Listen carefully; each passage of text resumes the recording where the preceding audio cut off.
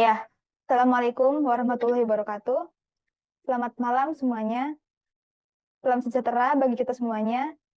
Sebelumnya, saya ucapkan terima kasih kepada Ibu Pratihutari yang telah memberikan kesempatan bagi kami, sehingga kami dapat diberi kesempatan untuk menjelaskan mengenai tugas besar kami. Yang pertama, yaitu mengenai pembuatan IRD, skema relasi, dan normalisasi data. Sebelum melakukan penjelasan, izinkan saya memperkenalkan diri. Perkenalkan, nama saya Siti Nur Komariah dengan NIM 10 30 52 33 0094 dari kelas DS 4703. Saya di sini akan menjelaskan mengenai materi tugas besar kali ini bersama tiga rekan saya, yaitu yang pertama ada Risma Febrianti. Perkenalkan, nama saya Risma Febrianti dengan NIM 130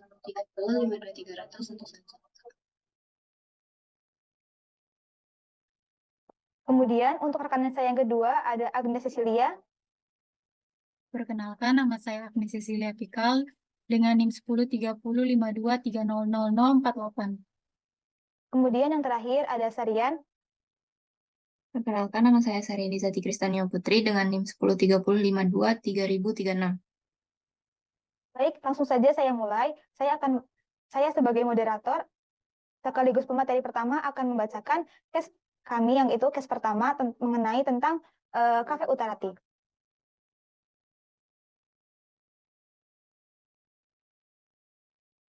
Case 1, Cafe Utarati. Utarati merupakan sebuah kafe yang terletak di pusat kota, memiliki reputasi yang kokoh dalam menyajikan hidangan dan minuman berkualitas tinggi kepada pelanggannya. Dari sini kami mengetahui bahwa Cafe Utarati ini dapat dijadikan sebagai atribut, sebagai entitas yang memiliki atribut, salah satunya yaitu reputasi yang baik. Kemudian untuk primary key dari Utarati sendiri yaitu ada company ID, karena company ID unik dan dapat dijadikan sebagai primary key. Selain itu, atribut yang lain dari Utarati adalah business license dan lokasi. Kemudian kalimat selanjutnya yaitu dengan berbagai macam menu yang inovatif dan suasana yang ramah, Utarati telah menjadi tempat favorit bagi banyak orang untuk bersantai atau mengadakan pertemuan bisnis. Namun, untuk menjaga standar kualitasnya yang memenuhi kebutuhan pelanggan, Utarati membutuhkan sistem informasi yang efisien dalam mengelola proses-proses procurement dan pembayaran. Dari sini, kami dapat simpulkan bahwa proses procurement atau recruitment system dan pembayaran atau payment dapat dijadikan sebagai entitas. Untuk atribut dari sistem procurement sendiri yaitu procurement ID sebagai primary key dan atribut lainnya yaitu status, supplier, dan payment. Untuk entitas pembayaran, kami menyimpulkan bahwa atribut dari entitas payment atau pembayaran yaitu payment ID sebagai primary key dan payment date, method, dan sum of payment sebagai atribut lainnya.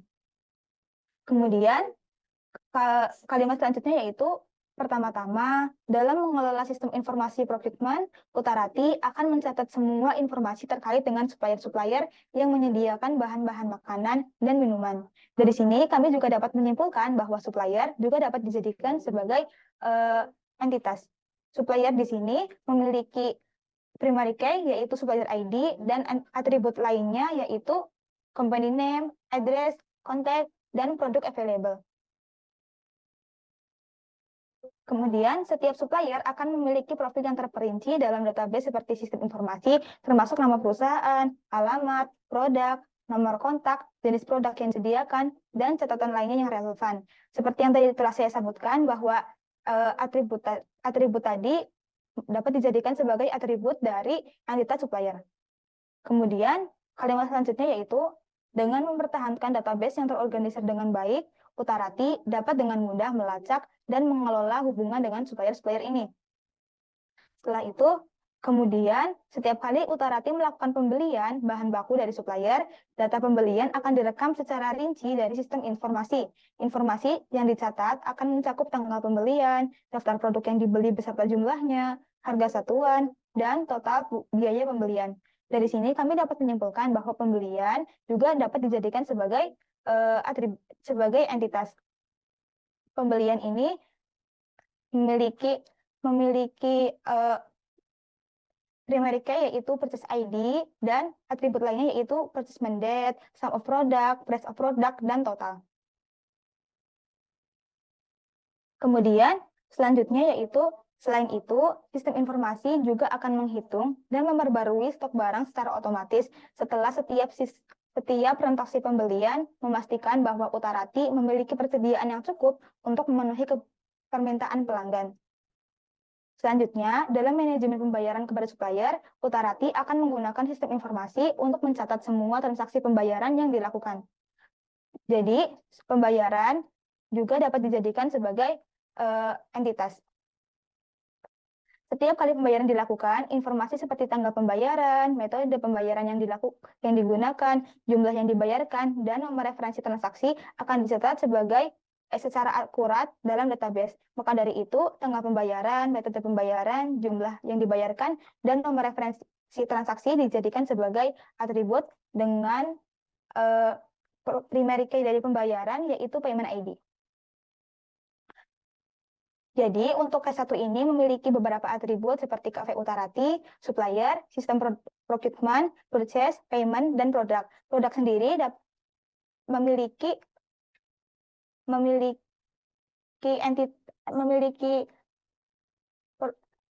memiliki atribut product ID sebagai primary key, product name, price, dan expiration date, serta kategori sebagai atribut lainnya. Setelah itu, saya akan menjelaskan mengenai ERD. Untuk hubungan ERD yang pertama, yaitu ada hubungan atau relasi dari entitas Utarati dengan entitas supplier. Di sini dapat dilihat bahwa entitas Utarati memiliki hubungan supply dengan supplier. Karena setiap kali Utarati menerima supply dari supplier. Supplier ini tidak hanya satu, melainkan ada beberapa supplier. Misalnya supplier mengenai bahan baku beras, teh, kopi, gula, dan lain-lainnya. Sehingga kardinalitas yang mungkin terjadi yaitu one to many. Untuk relasi selanjutnya yaitu ada hubungan atau relasi antara entitas Utarati dengan entitas sistem procurement. Relasi yang mungkin yaitu manage. Utarati memanage sistem informasi yang mereka miliki. Sistem informasi ini tidak hanya satu sistem saja, melainkan mungkin saja terdapat beberapa sistem seperti sistem pembayaran, sistem penerimaan barang, dan sistem data-data barang yang telah diterima. Maka dari itu, kardinalitas yang mungkin yaitu one to many. Sekian penjelasan dari saya. Untuk penjelasan ERD selanjutnya akan diteruskan dan saya serahkan kepada rekan saya, Risma Febrianti. Kepada Risma, saya persilahkan. Terima kasih moderator atas kesempatan yang telah diberikan.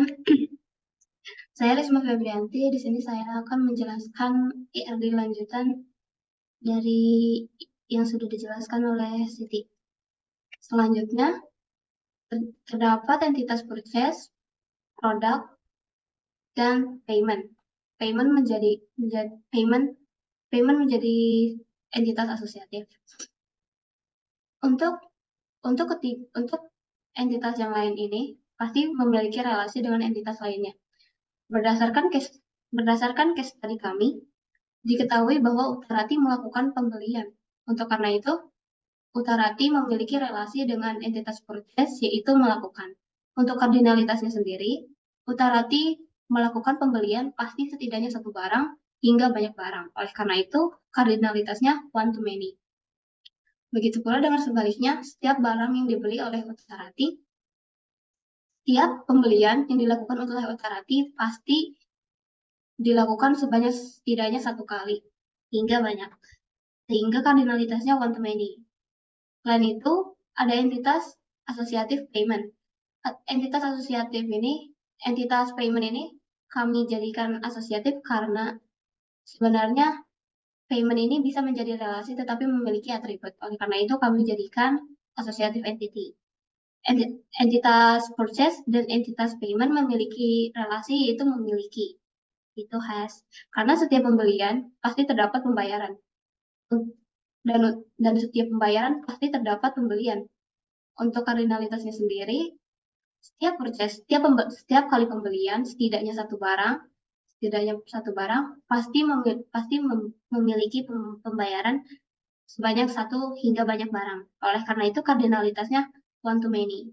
Begitu pula dengan sebaliknya, setiap kali pembayaran pasti terdapat setidaknya satu pembelian. Oleh karena itu kardinalitasnya one to many. Selain itu, entitas purchase dan entitas produk juga memiliki relasi, yaitu setiap kali melakukan pembelian pasti mendapatkan barang. Oleh karena itu relasinya adalah mendapatkan atau get. Untuk kardinalitasnya sendiri, setiap melakukan pembelian pasti setidaknya mendapatkan satu barang hingga banyak barang. Oleh karena itu kardinalitasnya one to many. Begitu pula dengan produk, setiap produk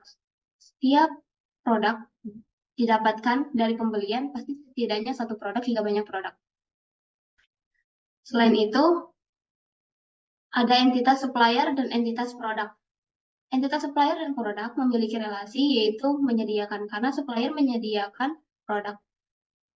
Oleh karena itu, supplier dan produk saling berelasi. Untuk kardinalitasnya sendiri, kami berasumsi bahwa bisa saja stok habis, jadi belum pasti ada. Oleh karena itu, supplier menyediakan produk yang mungkin saja tidak ada. Oleh karena itu, kardinalitasnya mandatory to many. Begitu pula dengan produk yang belum tentu disediakan oleh suppliernya. Oleh karena itu, kardinalitasnya juga mandatory to many. Untuk entitas produk sendiri, produk memiliki super type, yaitu drink dan food, dengan ketentuan total specialization disjoin. Karena drink dan food tidak bisa menjadi karena produk tidak bisa menjadi drink dan food di saat yang bersamaan. Selanjutnya ada entitas associative payment dan entitas supplier. Kedua entitas ini memiliki relasi, yaitu mendapatkan. Karena setiap kali pembayaran, supplier pasti mendapatkan hasil pembayarannya. Begitu pula dengan supplier yang menerima hasil pembayaran diterima oleh supplier. Oleh karena itu, relasinya yaitu mendapatkan prinsip. Untuk kardinalitasnya sendiri, setiap kali pembayaran dilakukan, pasti setidaknya supplier mendapatkan hasil dari pembayaran tersebut setidaknya satu kali. Maka kardinalitasnya adalah one to many, sedangkan begitu pula dengan entitas supplier ke payment, yaitu setiap kali payment diterima oleh supplier,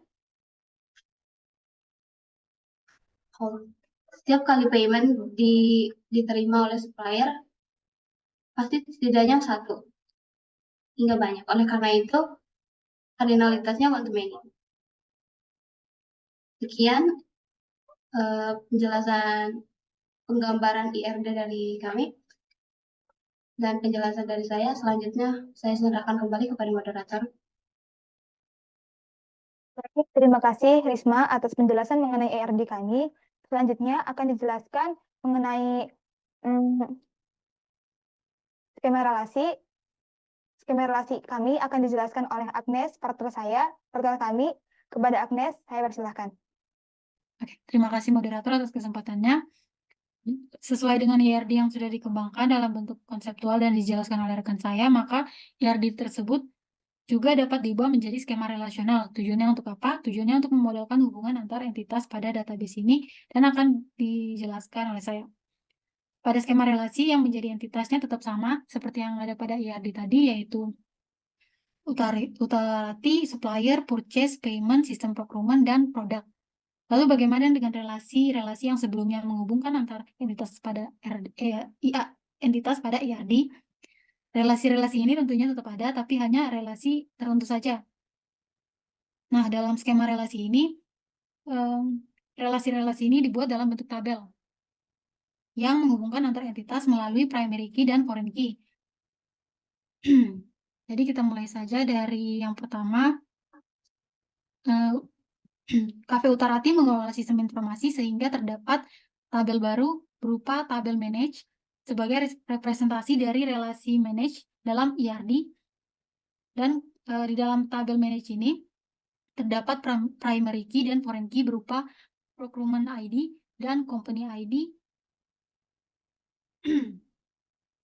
untuk menghubungkan entitas Utarati dan sistem procurement.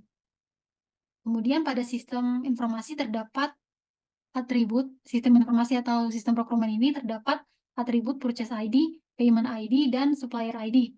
Atribut tersebut akan dijadikan sebagai foreign key. Kemudian primary key pada sistem informasi berupa procurement ID. Berikutnya tabel relasi supply. Tabel relasi supply ini dibuat untuk menghubungkan entitas antar Utarati dan supplier. Maka dibuat tabel relasi antar entitas Utarati dan supplier berupa tabel supply. Tabel supply ini memiliki atribut company ID dan supplier ID sebagai primary key sekaligus foreign key-nya. Berikutnya tabel relasi make. Tabel relasi make ini dibuat sebagai representasi relasi dari entitas Utarati dan purchase.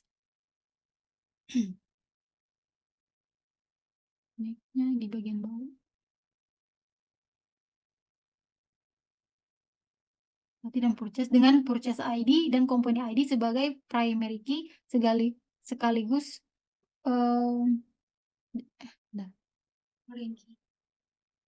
dengan company ID dan purchase ID sebagai primary key dan dengan company ID dan purchase ID sebagai primary key sekaligus foreign key. Kemudian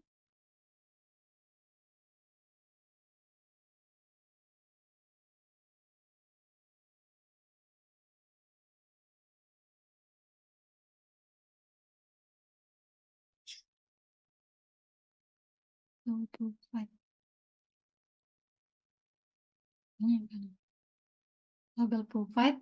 Pada tabel provide terdapat supplier ID dan product ID sebagai primary key dan foreign key. Berikutnya, setiap Utarati melakukan pembelian, tentunya Utarati juga akan melakukan pembayaran.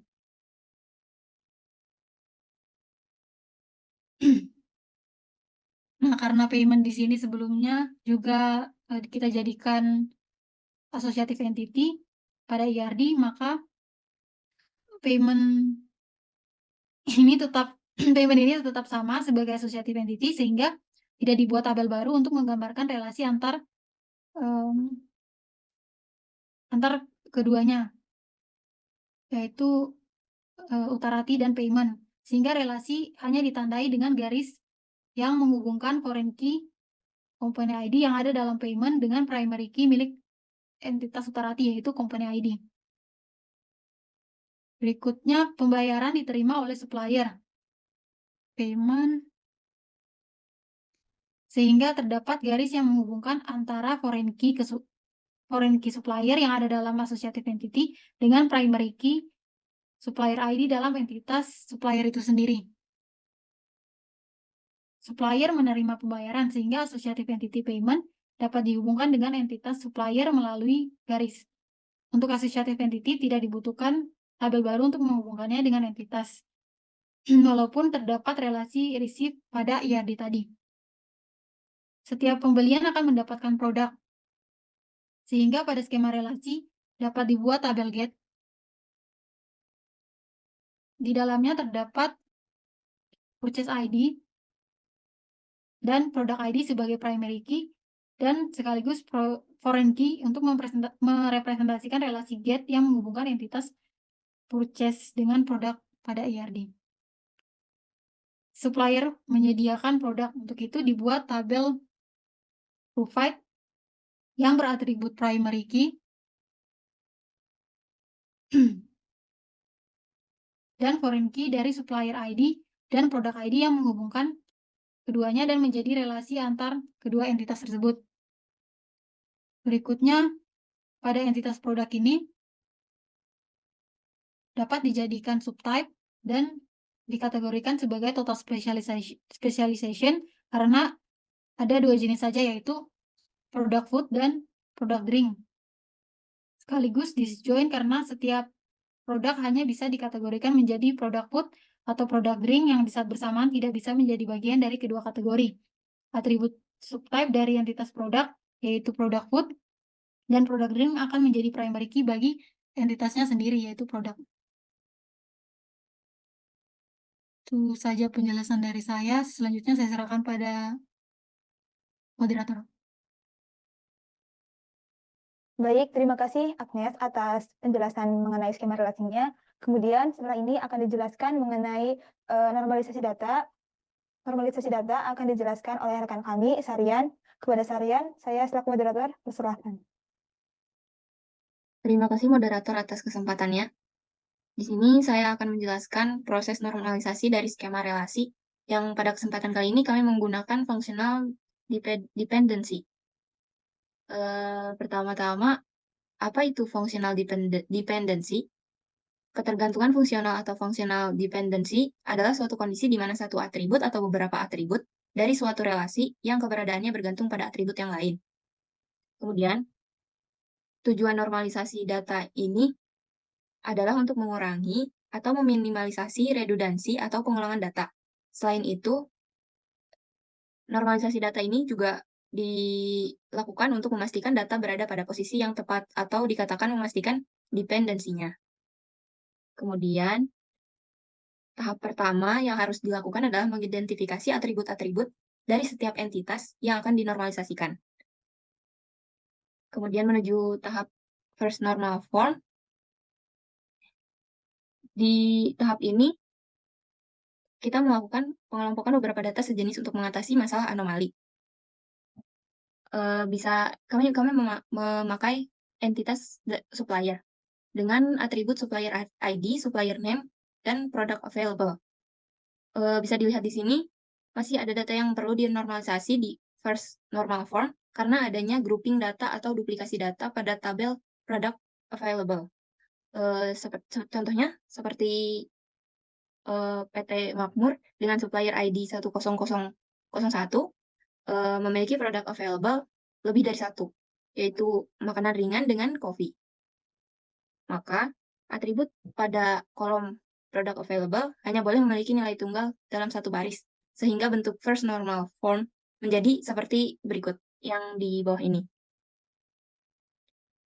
Kemudian, tahap selanjutnya ialah second normal form.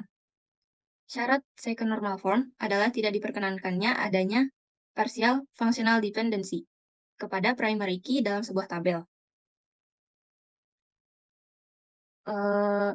Bisa kita lihat di dalam contoh, kami memakai entitas produk dengan satu atribut dari entitas cafe atau utarati, yaitu product price. Atribut dalam tabel produk masih memiliki partial dependency pada primary key-nya.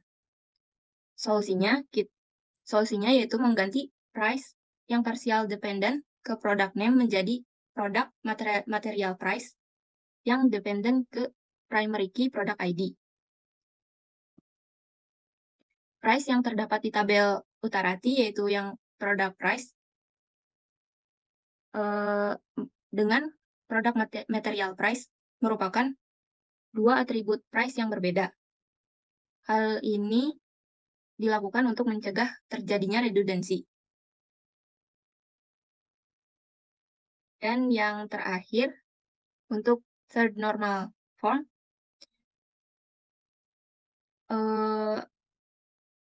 pada tabel kami menggunakan entitas purchase dan produk.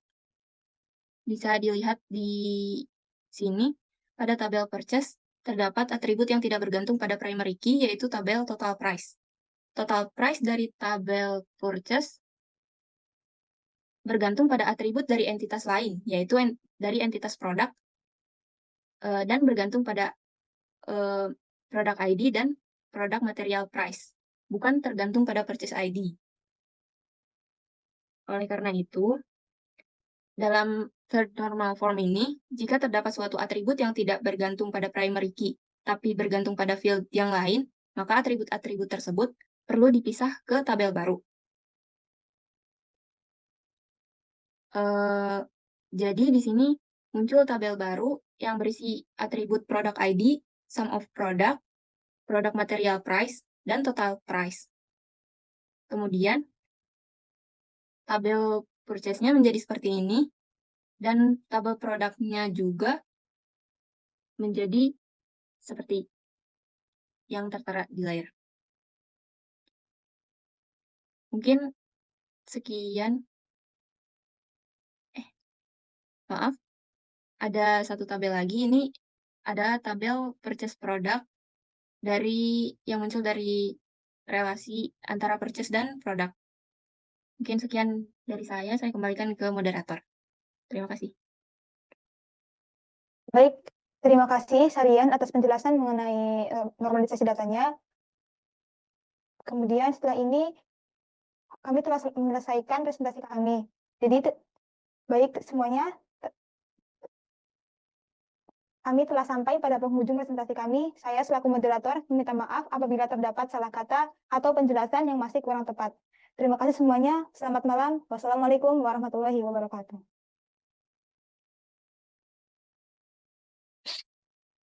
Oke. Sumpah ya tadi Tegas. dijelasin